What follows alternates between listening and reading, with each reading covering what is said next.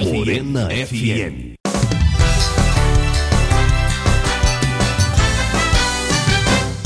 Mesa pra dois. Boa tarde, estamos aqui com mais um Mesa pra Dois. Você deve ter se confundido porque ontem teve um meio Mesa pra Dois, né? Que eu aproveitei a passagem de Marcionílio. Mas hoje é o Mesa pra Dois mesmo. Eu tô aqui com uma pessoa incrível. Raquel Rocha é cineasta, é poetisa, é escritora, é mãe, é presidente da Academia de Letras. Qual é a academia? De Itabuna. De Itabuna. Alita. Que tem umas 3 aqui agora, né? Tem a Academia de Medicina. Começou com a Alita, né? A Alita e a Grau, elas são contemporâneas, da mesma época. E aí tem a Alita, a Grau e a Academia de Medicina agora. Legal. Fundada pelo Como é que você dá conta de tudo isso, hein, dona Raquel? Que eu sei que você é uma mãe dedicada. Sou. Que eu já vi, eu vejo, é mãe coruja, né? Ainda tem... Você fez filme. Adoro estudar. Você escreve, você estuda. Adoro estudar. E agora a academia também. Eu estudar é uma das coisas assim mais importantes da minha vida. Tudo que eu faço eu gosto de estudar, sabe, Marcel? Eu nunca parto do princípio de que eu sei fazer as coisas. Eu parto do princípio de que eu preciso aprender todos os dias a fazer aquilo. Então, eu acho que na minha vida toda o estudo, ele sempre esteve presente diariamente na minha vida. Então, esse ano ainda veio um mestrado, né, pra completar aí ainda tem mais uma tarefa, né? Mas eu nunca fiquei sem estudar. Eu tava fazendo as contas das graduações, pós e agora o mestrado, eu nunca fiquei sem estudar. Sempre uma atrás da outra. Sempre uma atrás da outra.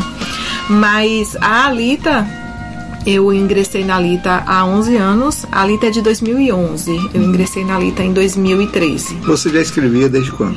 Eu escrevo desde pequena, desde sempre eu escrevo. Embora eu sempre fui muito reticente em publicar as coisas que eu escrevo. Tanto é que livro eu ainda não publiquei. Tenho vários livros registrados na Biblioteca Nacional, alguns na gaveta, mas publicações esporádicas eu sempre tive.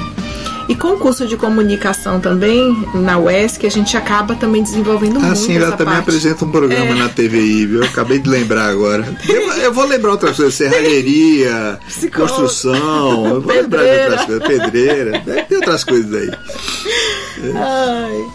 E aí eu ingressei na Alita, já escrevia, mas eu ingressei na Alita. Você entrou logo no início da Alita? A Alita é de 2011, eu ingressei em 2013, 2 aninhos depois, ela estava dando os primeiros passos. Você ainda era adolescente e tal. Quem me dera. Quem me dera. Mas eu ingressei na Alita por conta da minha obra cinematográfica, não foi nem por conta das minhas produções literárias, não. Em 2011 eu já tinha feito alguns documentários importantes. Isso é uma coisa que eu queria abordar aqui, porque assim, é muito difícil achar cineasta no sul da Bahia e mais ainda mulher cineasta no sul da Bahia. Aliás, mulher cineasta em qualquer lugar, né? Como é que uma área muito masculina. De onde é que surgiu a ideia de fazer o documentário, Raquel? Eu fui fazer comunicação na UESC porque pensando na escrita, que eu já gostava muito de escrever, e na UESC não tinha jornalismo, então o que tinha mais parecido era comunicação. Mas eu sempre gostei muito de cinema, de filmes, e sempre gostei muito de assistir documentários. E então foi natural, porque o curso da UESC, apesar do nome Comunicação, Rádio e TV, ele tem uma veia para o cinema que é muito forte. Então eu comecei já a fazer algumas produções na UESC. Meu trabalho de conclusão de curso foi um documentário contando a história da extinta ferrovia que nós tínhamos aqui, que poucas pessoas têm conhecimento dessa ferrovia. Ela foi extinta em 1964. Tinha uma estação ali na Praça José Bastos, né? Isso, na Praça José Bastos, se cruzavam as linhas. Aí ia para Mutuns, Rio do Braço. E aí eu ouvi a história de que tinha tido uma ferrovia aqui, mas as pessoas não tinham, a gente não tinha registro nenhum, né? Não tinha um trilho, um pedaço de trilho, que nós somos uma região sem memória, parece né? que um pedaço da antiga estação em Mutuns, é isso, não? Lá o pessoal tem... transformou num bar ou num tipo restaurante. Um lugar que era um depósito de cacau que o trem passava, e aí essa estação, né, vendia bilhetes também por ali, ainda tem Mutuns. Mas trilho a gente não tinha, não nem tem. 1 metro de trilho para mostrar, e as pessoas não tinham conhecimento de que nós tínhamos tido uma ferrovia aqui. Então meu primeiro documentário como conclusão de curso na UESC se chama Nos Trilhos do Tempo, está disponível, viu, gente, no YouTube. Podem acessar, eu sou muito a favor da democratização, então tudo que eu faço eu disponibilizo para quem quiser assistir. E esse documentário ele conta a história dessa estrada férrea. E eu fui para Mutuns, para Rio do Braço, e um trabalho que eu me orgulho muito, sabe? Porque as pessoas que deram depoimento, que foram pessoas assim que trabalharam, que conviveram com aquela coisa, que andaram de trem, essas pessoas não estão mais aqui, né? Esse documentário foi feito experiência em 2009, esse primeiro documentário é de 2009, então se eu não tivesse feito esse registro lá atrás, hoje já não seria possível esse registro. E aí, saindo da UESC, eu fui até a FIC, não conhecia Ciro, assim, não foi uma coisa assim que porque Ciro... ele estava na presidência da FIC, e eu botei meu DVDzinho no envelope, botei meu currículo, entreguei para ele, me disponibilizando para fazer um documentário, porque Itabuna ia fazer 100 anos, né? Sim. E Ciro não me conhecia, e ele viu meu filme, e ele me contratou para fazer o documentário contando a história dos 100 anos de Itabuna. Eu tive esse apoio da FIC para fazer esse documentário. As pessoas que eu ia entrevistar perguntavam de quem eu era filha, porque parecia que... Mas, eu não sei, a gente ainda tem essa mentalidade aqui, não é? Isso é bem típico daqui. Parecia que eu precisava ser filha de alguém para poder estar fazendo ter conseguido um apoio. Mas eu acho engraçado da Fundação de Cultura para fazer um documentário. Eu era filho de Manuel Leal. Agora eu sou pai de Kira. Então nunca sou eu. Você nunca sou eu. Antes era filho, agora eu sou pai. Então no caso, meu pai, ele não é daqui, né? Mas eu estranhava essa pergunta.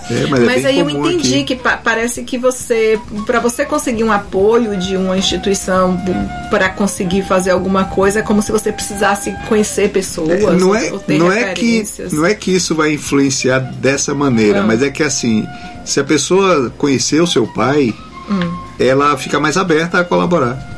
Não é que ela vai negar se não conhecia o pai, entendeu? Mas eu acho que as pessoas estranhavam eu estar dirigindo esse documentário. Isso eu ia perguntar agora. Não teve muito olhar estranho, não? E justamente por eu ser mulher, eu senti isso, senti muito. E eu contratei como assistente de direção Carlos Shintomi, que é um cara que tinha uma experiência. Ele tem uma experiência na área de cinema extraordinária, né? E eu contratei ele pra me ajudar na produção, na direção. Mas assim, muitas vezes eu tava conversando com as pessoas, eu fazia uma pergunta e a pessoa respondia pra ele. Pra ele. Que coisa horrível. Ignorando completamente. Coisa horrível isso. Mas enfim, eu fiz todo o trabalho de pesquisa, né? E fiz o documentário Itabuna 100 anos, que é outro trabalho que eu me orgulho muito, Marcel, muito mesmo. Esse eu vi, muito legal. Rita Fontes, entrevistei Rita Fontes, entrevistei tanta gente boa que não tá mais aqui, né? Tanta gente boa que já partiu. Rita Fontes, eu vou fazer um parênteses, porque ontem eu fui no evento de uma lenda de Aldo Bastos. Grande Aldo Bastos. Tem mais de 50 anos de teatro aqui em Itabuna, fora o que ele fez no Rio, fora o que ele fez fora. E Aldo lançou um livro com as peças infantis dele, 5 peças infantis dele, para que alunos possam montar na escola, grupos teatrais possam montar. Tá ali a peça inteirinha, entregue, bonitinho. É só seguir a receita, né? E aí encontrei Shintomi ontem, que eu não via há muito tempo. Tá cheio de dores da chikungunya, né? E achei engraçado que tinha muita gente na plateia que era novinha quando fez as peças de Aldo nos anos 80, né? E agora a princesa já é bem adulta, já vira mãe da princesa. A princesa já tem gente que tem neto, né? Mas Aldo é uma lenda. Eu fiz esse parênteses porque ela falou de Shintomi, eu lembrei desse evento, e porque é muito importante Aldo para a cultura de Itabuna. Aldo é fundamental na cultura de Itabuna. Eu queria registrar de alguma forma, né? Não, Aldo, a gestão de Aldo à frente do Centro de Cultura foi foi a época que o Centro de Cultura ele foi mais efervescente, vigoroso, sabe? E era perseguido. Eu recebia imagino. todo dia mensagem, para denunciar Aldo por isso, por aquilo, eu nem tomava conhecimento. Aldo tomava conta daquilo. Eu acho assim, quando você cuida de uma coisa, você tem que cuidar como se fosse seu. E o fato dele cuidar bem é que gerou essa ciumeira, esse negócio. Exato, porque assim, se precisava de um banco, ele ia lá e fazia parceria e falava com a escola, olha, doe um banco, bote o nome aqui no banco.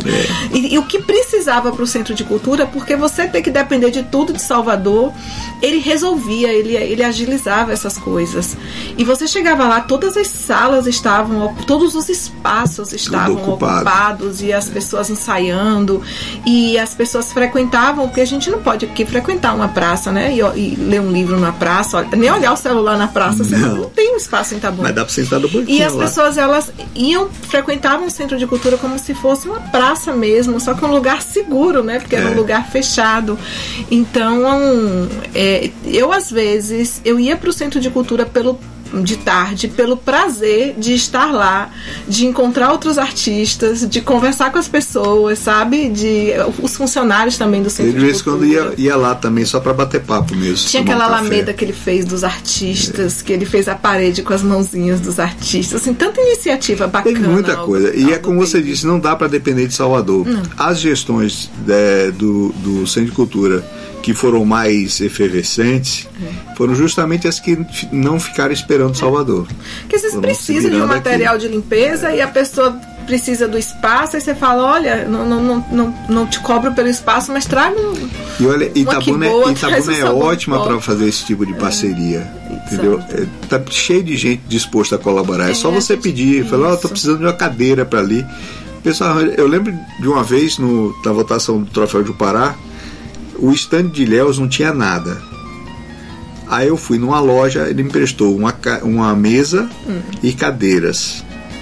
Aí seu Costa estava passando, olhou, virou para mim e falou assim, você não está precisando de nada para aqui não? Eu falei, bom, se tivesse um som, ele arrumou um som. Então assim, as pessoas estão dispostas a ajudar, cultura. Agora precisa pedir, precisa ir lá, né? E Aldo fazia esse movimento, então ele providenciava tudo que a gente precisava no Centro de Cultura, disponibilizava o espaço para os artistas. E lá no Centro de Cultura, com o apoio de Aldo, eu realizei um outro projeto que deu origem a um DVD, que foi o projeto Palco e Poesia, em que eu chamava os atores para declamar poemas.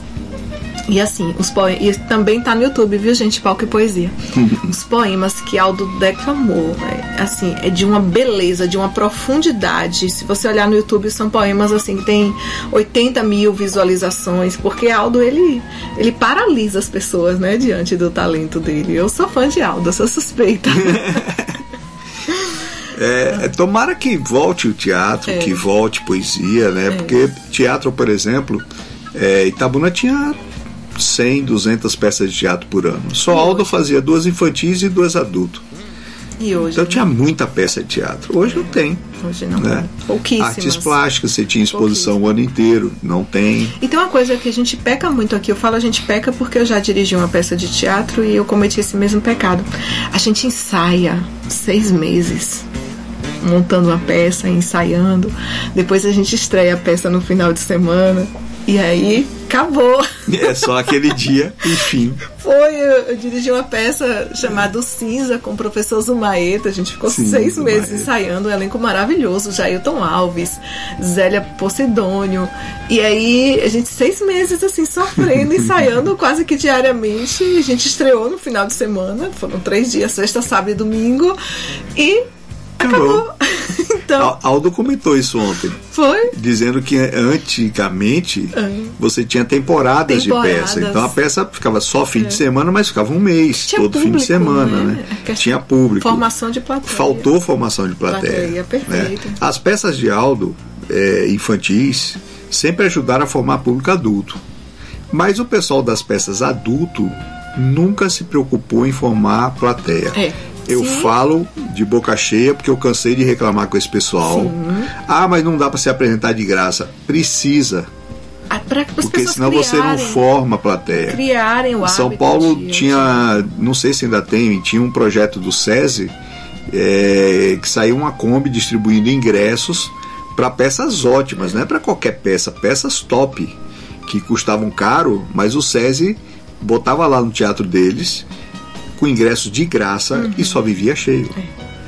E eu já fui em peças no Centro de Cultura que a quantidade de atores, de pessoas no palco era maior do que a quantidade de pessoas assistindo. Mas peças maravilhosas. Porque não tem essa formação de público, né? A gente não tem, as pessoas não têm o hábito de ir ao teatro. A primeira vez que eu fui numa peça de teatro, eu não estava muito afim de ir. Fui porque tinha um pessoal que ia também, bora, fui. E aí adorei. Adorou. Porque teatro é outra coisa, é diferente de cinema e diferente de TV. É um negócio muito diferente, né? É verdade. E agora eu fui, né? Como fui no SESI um monte de vezes de graça, assisti peças maravilhosas, né? Eu acho que falta isso em Itabuna, formação de plateia. E já que o pessoal não quer trabalhar de graça, a prefeitura tinha que ter um incentivo para isso. Tinha que ter um incentivo. Porque o orçamento da FIC é de alguns milhões. Pois é. De vários milhões. A gente vê os artistas aí penando. E eu faço a crítica que eu já fiz antes pro próprio Aldo. Ele não entende o que é a FIC. O Aldo da FIC, ele não entende qual é a função da FIC. Ele acha que a função da FIC é produzir evento, e não é. É tudo menos produzir evento. É fomentar livro, é fomentar feira de livros, é fomentar teatro, fomentar música. E ele não entende isso. Eu vou fazer um intervalozinho para ficar admirando o Raquel aqui e já volto. Vai daí, Paulinho. Morena FM. Mesa para dois. Morena FM. Estamos de volta com Mesa para Dois. Eu estava aqui conversando do Itapedro do ano passado, viu, gente? Porque o cachê de Wesley Safadão daria para ter trazido 5 atrações que eram de forró de verdade. Que era Tadino Gondim, Estaca Zero, Elba Ramalho, Geraldo Azevedo e Flávio José. Dava para pagar esses 5 com o cachê de Wesley Safadão. Eu não troco uma Elba por 5 Wesley. Pois é. E dava para trazer esses 5... Né, no lugar de Wesley Safadão, que até do ponto de vista de show, são 5 horas de show contra uma. Né? Mas ele estava falando aqui de outras coisas. E isso, São João, São Pedro tem que ser forró, né? Eu acho que tem que ser forró. Entendeu? Quer fazer micareta, faz em outra época. Eu concordo plenamente. Não tem problema, faça a micareta em outra época, né? Eu sou tradicionalista nesse sentido. São João, não bote outra coisa para tocar. Ô, Raquel, acho que muita gente se pergunta isso. O que faz uma academia de direito? Vocês fazem o que lá? Ficam batendo papo e comendo biscoitinho, tomando café, hein? Quem dera. O que vocês fazem na academia? Pois é que eu quero que nós tenhamos esses momentos assim pra gente se reunir, pra realmente bater papo, confraternizar. Tô com um projeto da gente realizar alguns saraus, mas enfim, isso é mais pro futuro. A gente tem como objetivo, né, a instituição ela existe para zelar pela cultura, pela história, pela tradição. Então a gente sempre se manifesta em relação a alguns crimes que acontecem em nossa cidade. Houve manifestação dos membros da Lita na época do ginásio, do Divina, que uma parte foi vendida ali para as lojas americanas. Tem aquele mural ali perto na Praça Adame, tentaram botaram uma grade, foi pior porque a grade virou lugar para pendurar coisa mercadoria. De camelô. Então esse tipo de coisa. Essa semana a Ciro escreveu um texto brilhante, eu vou até mandar para alguns amigos da imprensa, vou mandar para você também, em que ele fala do descaso que o poder público tem com a nossa cultura, né, com a nossa história. Na verdade, o itabunense, né? O itabunense nunca gostou da própria história, nunca. Eu, por exemplo, fico pensando, fizeram a reforma do Jardim do Ó, ok. Cadê ali as colheres? As colheres de Alcântara. Gente, aquilo tem uma história, aquilo tem um sentido. História. Aquilo foi o slogan da campanha dele. Exato. Que é de colher. E o nome da praça, né, do Jardim do Ó não é José de Almeida Alcântara? E foram lá e tiraram lá as colheres. Pois é, né? O pessoal chama de modernidade, eu chamo de desrespeito à tradição de um lugar. É de você não ter passado. Se você não tem passado, você não tem perspectiva para o futuro. Da mesma forma, aquela estátua daquela mulher que ficava na frente do Centro de Cultura. Lembra? Antigamente, antes da reforma? Não é da minha época. Lembra, sim. Depois da reforma, ela tá lá no fundo. Tá lá no fundo. Tá lá atrás? Tá precisando. Na parte de trás? Na parte de trás. Então, esse tipo de coisa que vai nos indignando, a gente estava até conversando sobre essas coisas aqui no intervalo, né? Que a Alita, ela tem essa obrigação de se manifestar em relação a essas coisas, mas também de promover a literatura, de promover os autores que estão iniciando. A gente faz rodas de leitura nas escolas. Tá vendo? E tem biscoitinho, aposto. Ou nem tem, mas isso é uma coisa, acho que até que a gente precisa até levar um lanchinho para as crianças, que com o lanchinho fica melhor. A gente só leva o livro. Uma coisa que falta... A gente leva o livro, senta no chão e lê para as crianças. Isso é legal. Porque uma das coisas que mais falta no Brasil é hábito de leitura. Hábito de leitura. E esse projeto surgiu, eu conversando com a nossa presidente, na época era Sônia Maron. Eu falava, Sônia, a gente tem que tentar plantar essa sementinha nos pequenos, porque assim, essa geração aí que já tá tão grudada no celular de jovens e adolescentes, você dá um livro, né? E foi que a gente nasceu essa ideia de ler para os pequenos, os que não sabem ler ainda, aquelas crianças de 4, 5, 6 aninhos que não foram alfabetizadas. Minha filha adora ler, mas isso aí é exceção, né? Porque assim, eu sempre li muito, exato, ela sempre leu muito, então ela adquiriu o hábito, exato, mas é exceção. Porque ela via você lendo, porque tem livros em casa. A maioria não sabe nem o que é um livro, eu acho que nunca pegou um livro. E aí eu digo pros pais, né, como é que você quer que seus filhos leiam se você não lê? Porque a palavra ensina, mas é o exemplo que arrasta. As minhas filhas leem muito mesmo. Leem bastante, assim, de ler 30, 40 livros. Que a gente começa lá embaixo, que eu não lendo leio mais a livrinho pra elas, exatamente, quando é pequena. Depois ela vai lendo. Exato, ela vê você lendo, você lê pra criança, também. Daqui a pouco ela tá lendo e tá devorando um livro atrás do outro. Então, o caminho é esse. Então, esse projeto de roda de leitura, ele trabalha justamente isso, plantar a sementinha ali dos livros no coração das crianças. E tem outros projetos também, a Alita já fez noite de autógrafos com vários autores, uma noite de autógrafo, assim, vários autores falando dos seus livros e vendendo e autografando seus livros. Recentemente teve o projeto Jovens Leitores, Grandes Autores, na Praça ali dos Eucaliptos, com apoio do Instituto Cultural Teosópolis. Então é isso, é fomentar a literatura. A gente já realizou também concursos literários, pagando R$5.000 em prêmios, com crônicas sobre o Rio Cachoeira. Então, assim, não é escreva o que quiser, escreva sobre a nossa terra, escreve sobre o nosso rio. É nossa referência, sobre o nosso rio. Então, a gente vem trabalhando nesse sentido. Nós não recebemos nenhum apoio público, nós não temos nenhum tipo de apoio, nem financiamento mas todo mundo lá é público. rico, então não precisa. Então, todas as nossas ações, quem dera. Todo mundo aposentado, né? Praticamente. Mas todas as nossas ações a gente mesmo, cada um dos membros pagam uma mensalidade, a gente mesmo arca com todos os nossos custos. Que projeto que você já pensou para sua presidência? Então. Sua presidência é o quê? 2 anos? 2 anos. Depois eu posso me recandidatar por mais 2 ou não, né? Daqui 2 eu falou, já carreguei o piano. Já apoiei, já tô apoiando. Próxima vem a outra pessoa. Mas eu fico até 2026. Claro, eu quero dar continuidade ao que a gente tem feito até agora, ao trabalho que a gente tem feito. E eu vou ainda, estou até já adiantando aqui, mas ainda vou conversar com os confrades e confreiras, mas eu gostaria de realizar sarau mesmo, com leitura de... Todo apoio a saraus, eu acho muito legal. Poema, com música, com dança, sabe? Assim, pra gente misturar todas as artes.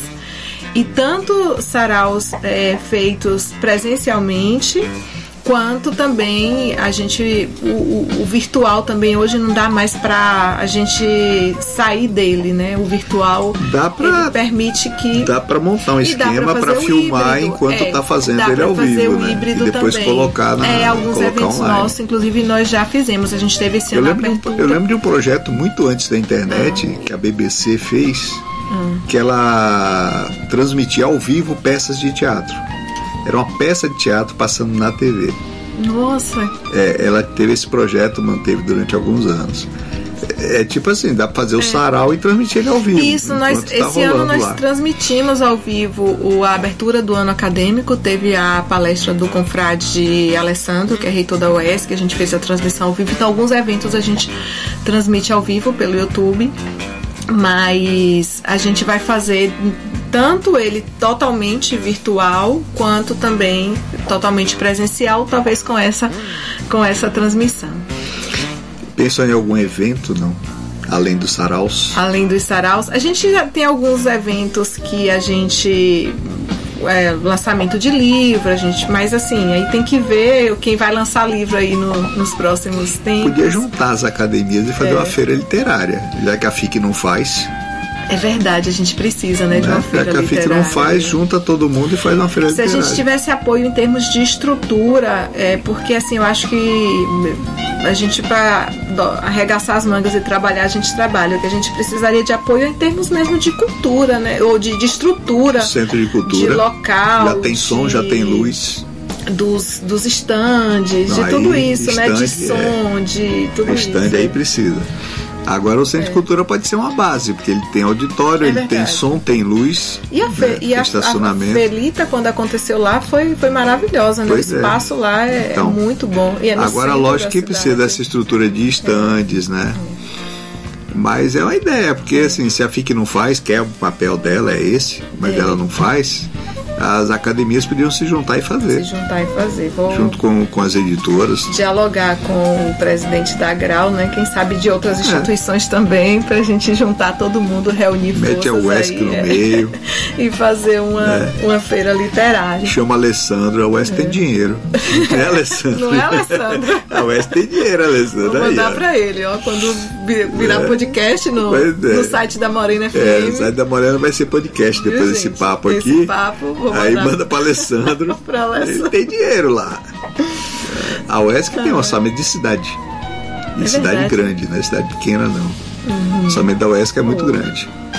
E aí, se a gente pudesse realmente reunir forças para realizar um evento como esse, porque uma feira literária, ela não é só, o objetivo não é vender livro, sabe? É colocar as pessoas em contato com aquele mundo e ter o teatro, ter personagens infantis, ter rodinha de leitura. Tem um monte de coisa que dá pra fazer. Música, né? Uma coisa que eu conversava... E você coloca as pessoas para venderem coisas também, você fomenta ali o pessoal que quer criar área kids, né? Exato. Eu conversava com o Alberto José na época da Felita, porque ele estava preocupado de não ser sucesso. Eu falava, mas não vai ser sucesso. Você precisa de alguns anos para a feira consolidar, para o pessoal se programar para vir para a feira. Ela tem que ter uma época definida. Que aí ano que vem o cara sabe e vem. Porque a Bienal de São Paulo não começou grande. A Bienal da Bahia não começou grande. Hoje a Bahia tem um monte de feiras literárias, um monte de cidades fazendo. Mas não é da noite pro dia, você faz a primeira, dá pouca gente, dá só o pessoal da cidade. No ano que vem o pessoal já tem uma referência, aí já vem mais gente. Depois. É trabalho contínuo, não é, né? Mas aqui a gente faz as coisas, a mesma coisa do teatro, né? A gente faz uma vez, duas vezes e... de vez. E aí não faz mais. Mas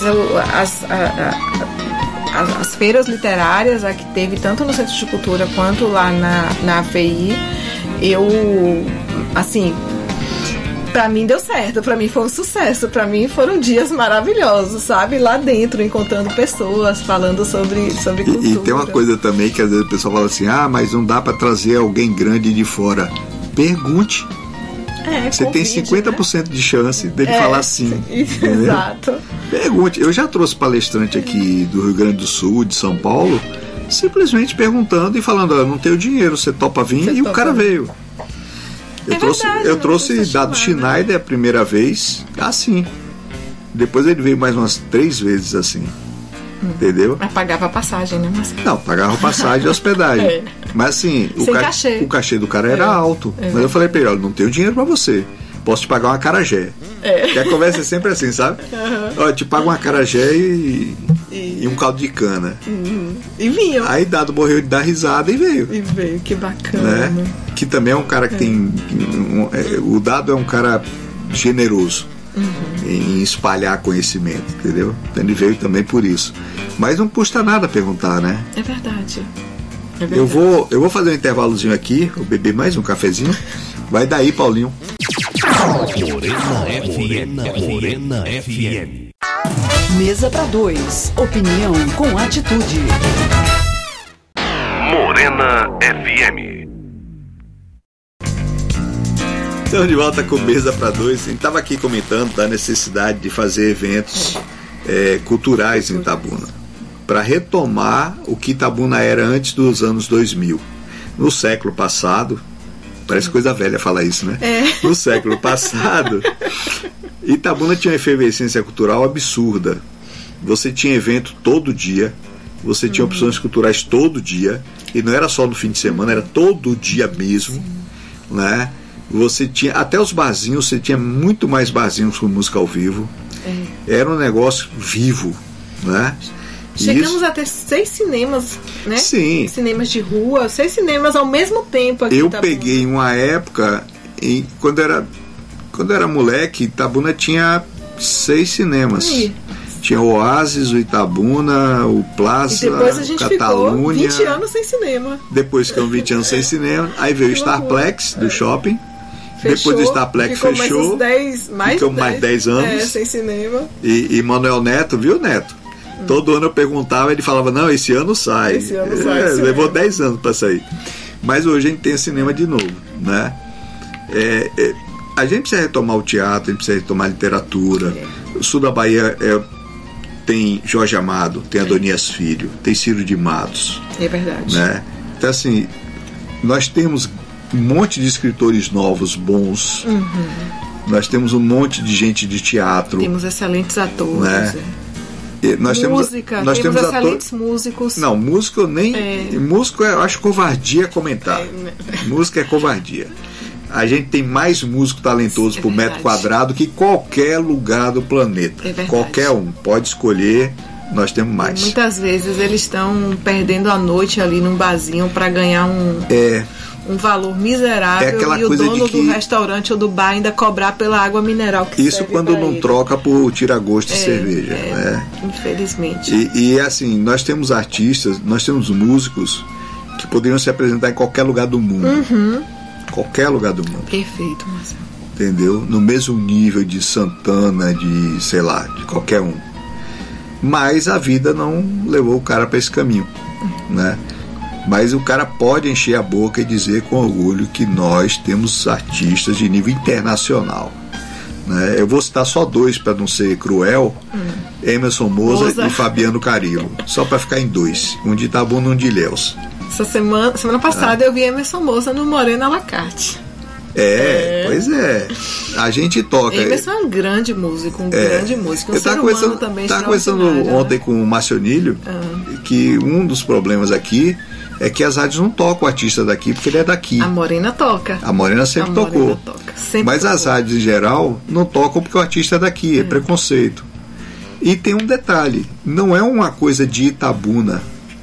Eu descobri, conversando com artistas do exterior, inclusive, que é igual aquela coisa do santo de casa não faz milagre, né? Eu dei o exemplo da banda Lost Vegas, que é de Las Vegas, e os caras pediram para tocar aqui, porque conversaram com um alemão que tinha um disco tocando aqui, que tinha pegado de um francês que tinha um disco tocando aqui.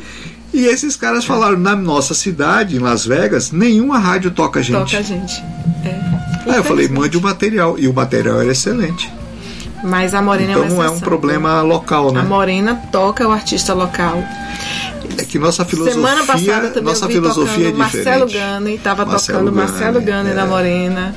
Então sempre que eu tô ouvindo Morena à la carte, tá tocando um artista sem local. Sem contar artistas nacionais que não tocam por aí, artistas internacionais que não tocam por aí. Dá pra descobrir muita gente boa. Nossa filosofia é diferente, né? Nossa filosofia é diferente.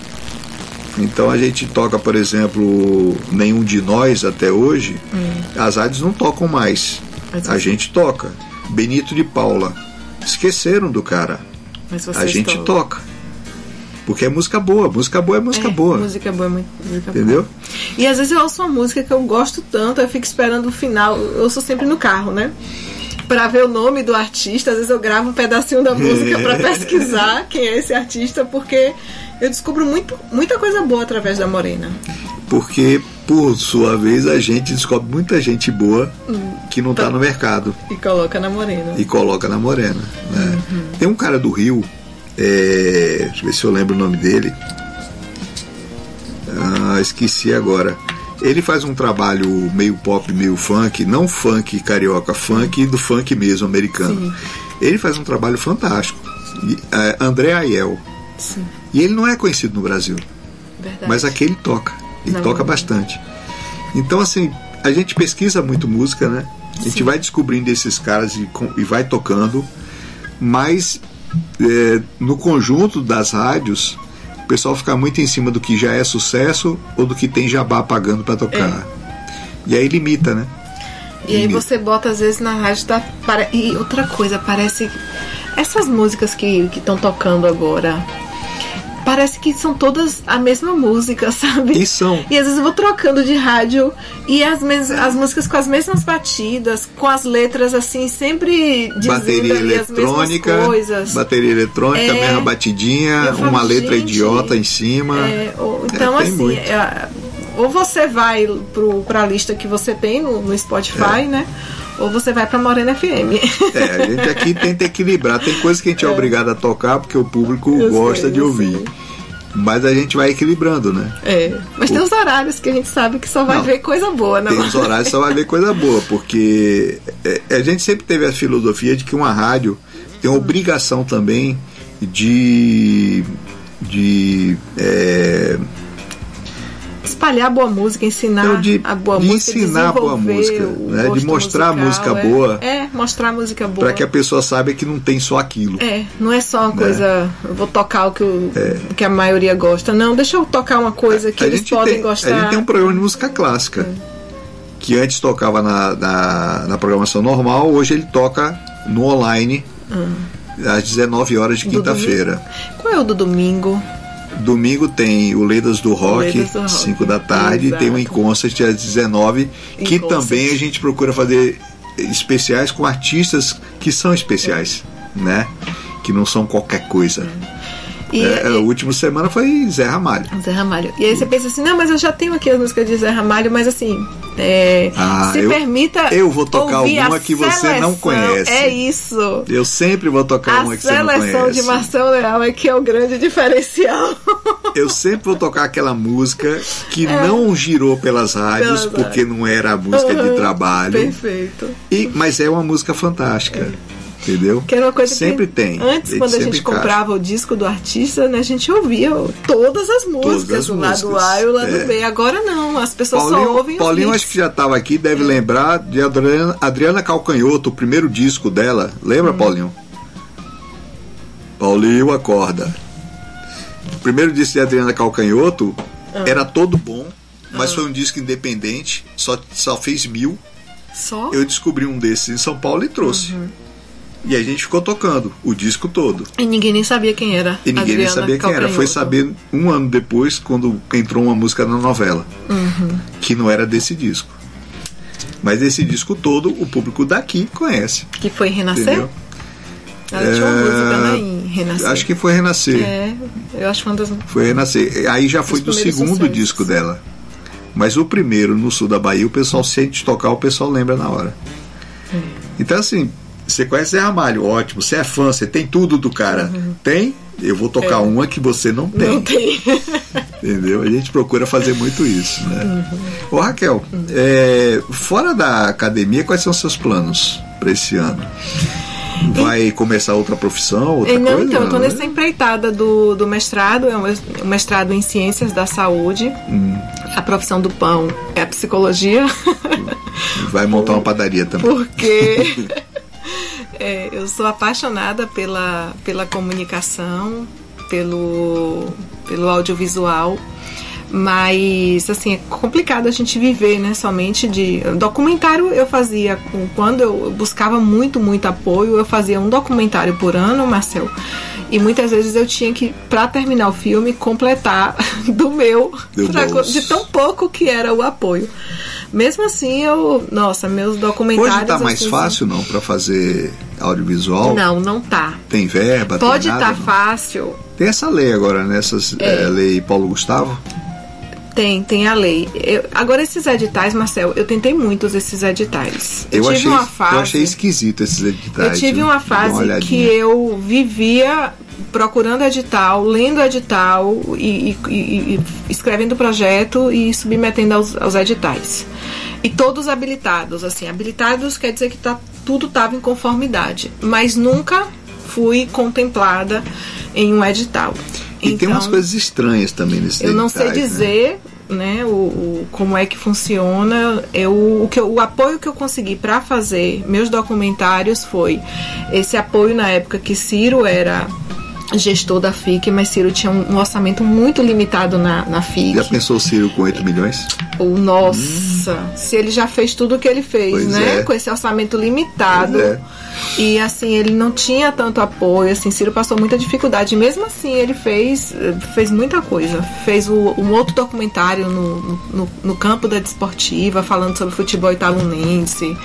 Fez o Monumento do Cacau, ali na Aziz Maron. Aquele eu critico o Ciro, que aquele monumento é feio que dói. O do Cacau? É muito feio aquele monumento. Mas o Cacau a gente eu sou favorável a colocar ele numa praça de um bairro bem distante, para alegrar o bairro bem distante. Eu acho que a gente tem que formar. Mas essas iniciativas... A gente é a civilização do Cacau, a gente precisa ter alguma coisa que mostre isso. Eu ia fazer esse adendo, apesar de achar horroroso... Eu acho que nós temos que ter mais referências de Cacau, perfeito. De Coronel. Acho que o mérito está nisso. A gente é a civilização do Cacau. E o que a gente tem aqui para dizer que a gente é a nossa história é riquíssima. Riquíssima. Jorge Amado que o diga, né? Jorge Amado fez uma carreira inteira em cima disso. Da nossa cultura. Aliás, recomendo às pessoas que releiam Jorge Amado, viu? Eu comecei a reler outro dia Capitães de Areia. Capitães de Areia. É diferente você ler depois de muito tempo, você ler de novo. Capitães de Areia foi um livro que eu quis reler. Eu tô curtindo muito. Eu quis reler Capitães de Areia. Pois é, eu acho que vale a pena reler Jorge Amado, né? Mas aí eu fiz assim esses documentários com muita dificuldade, Marcel, muita mesmo. O Itabuna 100 anos e o Ferradas, Um Berço Amado, foi na época que Ferradas estava completando 200 anos. E também eram os 100 anos do nascimento de Jorge Amado. Eu fui fazer um documentário falando sobre porque todo mundo fala que Jorge Amado é de Ilhéus, né? Jorge Amado é de Ferradas. Meu pai tinha uma carta de Jorge Amado dizendo expressamente que ele é de Itabuna, ama Itabuna e também gosta de Ilhéus, porque passou um tempo lá, mas ele é de Itabuna. E o itabunense ressentido, porque parece que Jorge Amado negava que era de Itabuna. Eu falei, gente, na minha pesquisa ele nunca negou. E é isso que o documentário mostra. É cheio de entrevista que ele fala, eu sou de Itabuna, você é da onde? De Ferradas, em E eu Itabuna. Mostro um trecho de uma entrevista dele falando, eu não sou de Ilhéus, eu sou de Itabuna. Pois é, tá cheio, mas Itabuna criou esse ranço. Cria um ranço sem saber. E aí assim, a gente não celebra nossa maior referência. Jorge Amado. Nossa maior referência a gente não celebra. Aí Ilhéus pega e celebra. E aí de quem é a culpa? De Ilhéus não é. Ilhéus tá certíssimo. Eu vou fazer um intervalo, Paulinho. Pra variar só um pouco, eu vou fazer mais um bloco, que eu vou entrar na parte pessoal. Eita. Vai daí, Paulinho. Morena FM. Mesa pra dois. Morena FM. Estamos de volta com Mesa para Dois. Tava aqui contando pra Raquel uma vez que eu encontrei Elba Ramalho e que foi muito assim marcante para mim, porque Elba tinha vindo de uma turnê absurda, a mulher estava acabada. Eu combinei de entrevistar ela depois do show, estava esperando ela meia-noite no hotel, no Itabuna Palace. Ela chegou, eu olhei para a mulher, eu tive pena. O aspecto de cansaço dela. Ela estava exausta. Aí eu falei, Elba, não precisa entrevistar não, vai descansar, não é importante. Ela virou para mim e falou, de jeito nenhum. Você veio me ver, eu tenho que conversar com você. Isso é que é artista. Eu falei, mas você está casado? Não importa, eu tenho que conversar com você, me dê 5 minutos. Aí subiu, depois me chamou, nós passamos mais de 1 hora batendo papo sobre tudo, né? Uma conversa bem informal assim. Então assim, esse artista que respeita. E ela é um doce outros. de pessoa. Sabe? Aquela pessoa que você acha um doce. Eu imagino. Ela é assim. Então tem coisas assim, né? Você já encontrou algum ídolo seu assim, não? Ídolo. Tem um que é ídolo nosso, né? Roberto Carlos. Não, só seu. Roberto Carlos não é meu, não. Só se for o jogador. É o jogador? Se for o jogador, é não, meu. de Lady Laura. Não. Essa música, inclusive... Da música que você ama. Essa música, inclusive, me convenceu de que ele odiava a mãe dele. É. Porque pra fazer uma música dessa pra mãe... Até hoje eu tô esperando você tocar Isso Lady é ódio. Laura. Isso Aqui é na ódio. Morena. Essa música é uma música de ódio pela mãe. Fazer uma música dessa.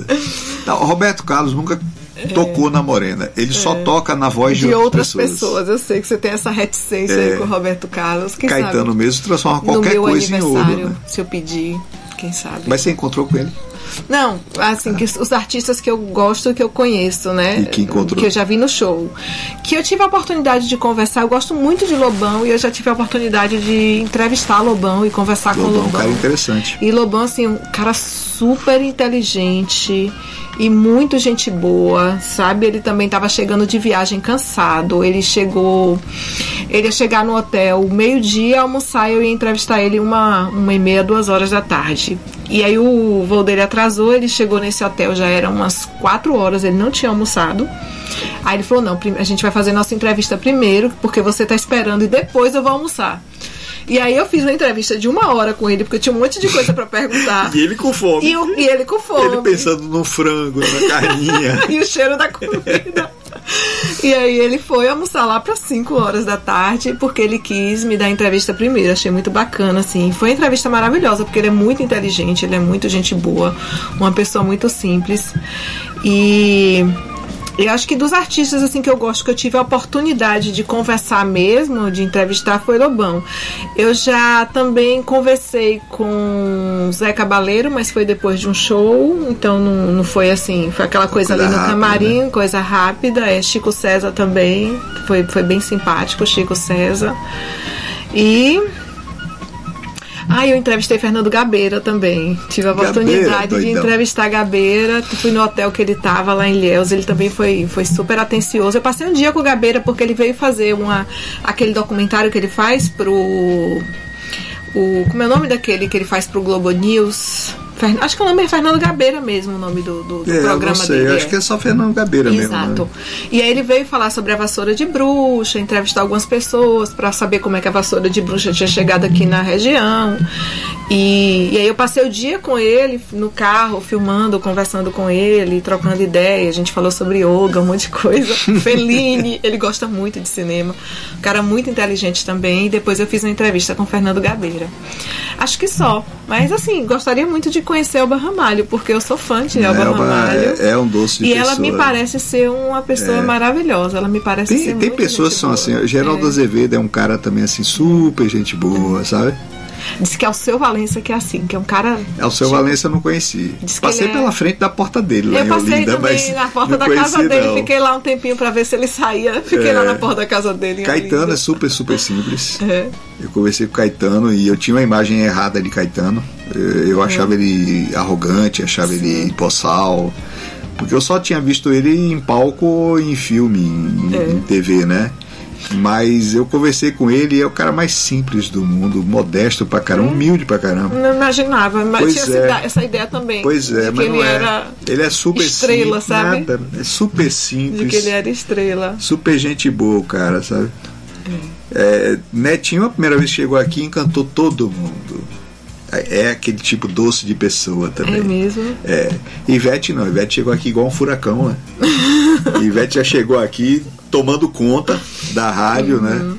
E ela gosta da rádio, ela sempre lembra da gente. Que legal. Porque muita gente de Salvador, quando esteve aqui visitando a rádio, estava sendo sabotado em Salvador. Porque saiu da banda e a banda passou a tocar para não tocar, pagar para não tocar. Para não tocar. Né? Então foi o caso de Pierre Onassis, Tonho Matéria, Ivete. Você entrevistou Netinho. Todo mundo aqui na Morena. Netinho foi super sabotado lá. Netinho foi. Super sabotado. Né? Pierre, eu lembro que ele chegou aqui, ele falou, Marcelo, se eu não estourar no interior, o pessoal de Salvador não vai me tocar. Ele tava com um trabalho com a Bom Balanço. E um trabalho muito bom. Eu falei, cara, não tem como não tocar isso aqui. Né? Mas em Salvador não toca porque o pessoal tá pagando para não tocar. Que absurdo, né? Você pagar para deixar um artista no ostracismo, né? que você faz nas horas vagas, hein? Se é que você tem, né? Porque você inventa um monte de coisa. Eu assisto filmes. Filmes e séries. Também eu gosto muito de séries. E assisto sempre coisas que eu consigo assistir em família. Então, às vezes, tem alguma coisa até que eu queria assistir, mas quando eu vejo que não é adequado, eu vou deixando para depois, porque diariamente eu sempre tenho um momento em que fica eu, meu marido, minhas filhas, e a gente assiste alguma coisa. Ou a Kel tem duas filhas que não saíram ao marido, saíram as duas, saíram a ela, tá? E você é mãe coruja? Eu sou muito coruja. Mas você é daquele tipo de mãe que queria vestir as filhas do jeito que queria, como se fosse boneca, ou deixava para elas? Quando eram pequenas eu vestia, viu? É mesmo? Por que toda mãe quer brincar de boneca? Toda mãe quer brincar de boneca. Vestia igual as bonequinhas. Ainda consigo dar uns pitacos, viu? Eu consigo dar mais pitaco na mais velha, que já tá na faculdade, que tem um gosto muito parecido com o meu. Inclusive eu não tenho mais assim, meu guarda-roupa, né? A mais nova é mais parecida com ele, né?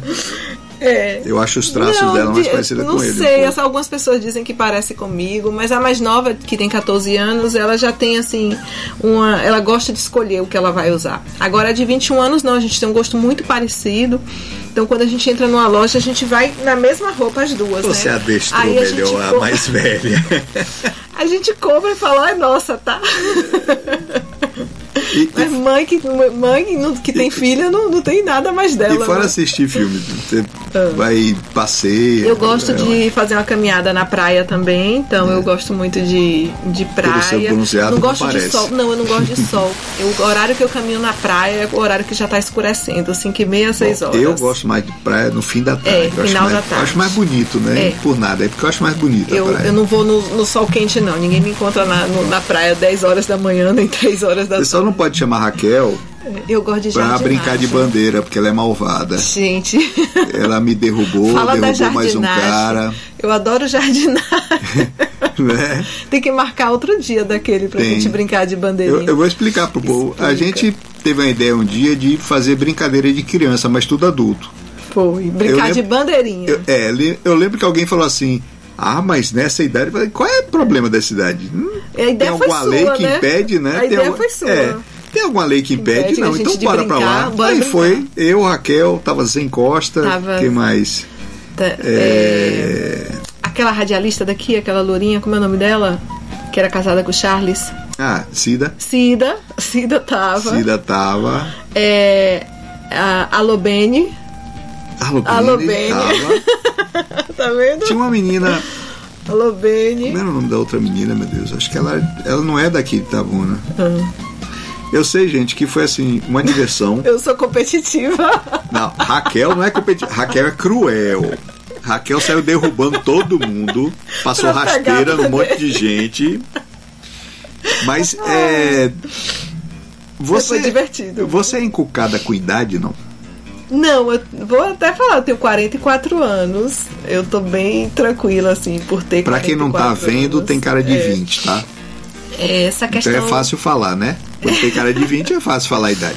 Essa questão da idade, pra mim, assim, você tem duas opções, né? Ou você morre jovem ou você envelhece. Eu prefiro envelhecer. Mas você não fica com esse negócio de, meu Deus, vou envelhecer. Não, Porque tem gente que fica... porque para de viver preocupado com isso. Mas né? é muito difícil você se olhar no espelho e você perceber, porque assim, depois, gente, né? Depois dos 30 é ladeira abaixo. Então, assim, pra você manter o peso aos 40 é mais difícil do que aos 30. O peso, tudo bem, peso não tem jeito. O peso vai envelhecendo, vai ficando mais pesado. Você vai ganhando mais gordura. Por outro lado, assim, você pra ganhar um pouquinho de massa magra, você tem que se matar fazendo exercício, que não é uma coisa que eu sou fã. Mas eu prefiro hoje do que quando eu era novo, que eu era magro demais. Eu não gostava da minha cara. Eu era super magro. Eu tô satisfeita comigo agora, aos 44. Eu tô sempre satisfeita. Tô satisfeita. E agora, assim, eu tento ter uma alimentação saudável. Eu pratico yoga, sou apaixonada por yoga, pratico meditação. E eu tento manter hábitos de vida saudáveis, sabe? Beber água. E é isso. Mas, assim, envelhecer não é fácil. Eu compreendo porque tem pessoas que sofrem. Pra mulher é mais difícil ainda, né? Você se olha no espelho e você vê que hoje você já tá... Depende, a mulher precisa olhar um pouco pelo olhar do homem. Porque o homem vê beleza em mulher mais velha e as mulheres acham que não estão mais bonitas. As mulheres, não sei por que elas acham isso. E não é verdade. Mas no caso também, assim, como eu tô na TV, é uma coisa que... E eu me assisto porque eu me assisto pra eu ver o que eu posso melhorar, né? Então não dá pra negar as coisas que eu vejo. Então eu vejo o que está acontecendo, que eu não tenho mais a mesma firmeza da pele que eu tinha aos 20 anos. Enfim, é isso. Vai caindo tudo, mas tô tranquila porque eu prefiro envelhecer do que morrer jovem. Você é das pessoas que se preocupam com a morte, não? Não, embora eu queira viver muitos anos. Eu quero viver bastante. Eu quero chegar aos 100. Eu também. Mas agora... assim, não me preocupo. Eu me preocupo com outra coisa, com Alzheimer. Isso o Alzheimer, ele me preocupa mais do que a morte. Porque eu tenho caso de Alzheimer na família e eu acho uma doença tão triste, assim. Eu acho também... tão triste você olhar para uma filha e não saber quem é essa filha. Então, a morte para mim é uma coisa muito tranquila, até porque eu tenho muita fé, eu acredito que tem algo mais depois dessa vida. Eu também, se eu morrer hoje, eu vou satisfeito. Eu faço tudo que eu tenho vontade. Exato. Porque eu não sei quanto tempo eu tenho. Isso. Posso ter 50 anos, pode ter 5 minutos. Então... Exato. Se eu morrer hoje, eu não vou ter a sensação de, ai meu Deus, faltou fazer aquilo. Eu não vou ter arrependimento nenhum. Não vou ter grandes arrependimentos. Agora, eu não vou morrer frustrada, sabe? Agora, se eu morresse hoje, Marcelo, Alzheimer realmente, aí sim, eu morreria me com essa sensação de que eu vivi uma vida bem vivida, sabe? Combati o bom combate. Mas assim, o Alzheimer ele é uma coisa que eu tenho muito você receio. Olhar seu filho, e não saber filha, quem é. Eu acho muito triste. E aí eu cuido muito da minha mente, por isso que eu estudo todos os dias, por isso que eu leio muito, eu escrevo e me alimento bem. Eu acho que para tentar manter. Acho que é como qualquer exercício, né? Você tem que exercitar a mente o tempo inteiro para ela não... Então, de vez em quando, procuro uma palavrinha em outro idioma, vou exercitando a mente, assim, como eu sou psicóloga também, e aí eu fiz uma especialização em neuropsicologia, a gente tem exercícios de estimulação cognitiva, e eu faço também os exercícios para manter a mente sempre ativa. Eu me preocupo mais em ter uma mente ativa até do que ter um corpo ativo. A mente, para mim, ela é mais importante. Quem tem corpo legal e tudo, nunca tem problema de falar essas coisas, né? Vai ver uma pessoa que tem o corpo todo, sei lá, de um jeito que ela não gosta, se ela falar isso, não fala. É igual gente que é milionário e fala que dinheiro não é importante. Entendeu? É a mesma coisa. Mas é isso. Eu acho que a mente saudável, você ter uma mente sã é fundamental. Então que eu me preocupo muito em manter minha mente bem ativa, estudar todos os dias, ler muito E é isso, eu quero morrer sabendo quem são minhas filhas, é só o que eu peço a Deus. As suas filhas, pelo jeito, estão bem encaminhadas, né? Mas eu quero saber eu quero, na hora da minha morte, saber quem são elas, eu não quero ter esquecido. Então, quero viver muito, mas enquanto eu tiver consciência. Eu sei a resposta, mas eu vou perguntar, quem é que manda em casa? Na casa tem que ser sempre a mulher, né? Lógico, tem que ser, né? Na casa tem que ser a mulher, senão a casa vira um caos. Mas não é uma das filhas, não? Não. Porque lá em casa a filha manda mais que a gente. Não? Não? A minha manda mais que a gente, é uma coisa. Eu sou mãe à moda antiga, sabe? Eu converso, eu dialogo, eu escuto. Mas sabe aquela hora que fala assim, é assim porque eu sou sua mãe? De vez em quando eu falo isso. Depois de dialogar tudo, se me argumentar mais, eu falo, olha, eu sou sua mãe, alguma coisa eu sei mais do que você. Então me escute que isso é o melhor pra você. Não adianta eu falar isso pra mim, ela acha que sabe mais. Ela acha todo que filho mais, acha que sabe mais, mas assim, a gente... Aí eu falo, menino, eu já vivi muito mais que você. Eu falo, não, mas... Esses anos que a gente viveu, a gente aprendeu alguma coisa, né? Eu sempre pergunto isso para o pessoal que vem aqui. Você brincava de quê quando era criança? Gente, eu brincava... Sim, você cresceu aonde? Antes de mais nada. Nossa, é uma pergunta tão difícil, Marcel, pra te responder. Um bairro, uma cidade? Não, sabe por quê? Porque assim, eu nasci em São Paulo, mas eu vim pequenininha pra Bahia. Eu nasci em São Paulo e vim com um mês pra cá. Eu vim com meses também. E eu fui morar numa cidade que era uma cidade tão pequena que não era cidade, era assim um povoado, era um distrito. Chamada, ninguém conhece, Lajedo, hoje já se emancipou, Lajedo do Tabocal. E aí era uma cidade tão pequenininha, mas assim, eu cresci podendo brincar na rua, solta na rua, brincando na pracinha da igreja, brincando no jardim, podendo ir na casa das amiguinhas, sabe? Brincando de bola no meio da rua, brincando de gude. Isso é uma coisa que o pessoal de hoje não se tem. você viu que eu sou boa de bandeirinha, você precisa jogar gude comigo. Eu sou você é mal... jogar gude. Eu aposto que você destruía as gudes de todo mundo. Eu sou a rainha da gude.